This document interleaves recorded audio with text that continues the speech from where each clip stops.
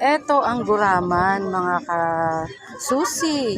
Eto, ang guraman sa Ilocano. Ayan, nakita nyo ba yan? Kilala nyo ba to? Ayan, kinakain yan. Kala nyo pansit na brown, no? Hindi to pansit. Galing ito sa dagat. Ayan. Nakita nyo naman guys, oh. Kung maaamoy nyo lang siya, amoy siyang dagat. Ito, pinapakuluan lang ng konti, tapos nilalagyan ng bagoong. Ay, ganito palang process nito. Magpapakulo kayo ng tubig. Ilalagay nyo siya. Pag medyo kumulo na ng isang beses, i-drain nyo na agad.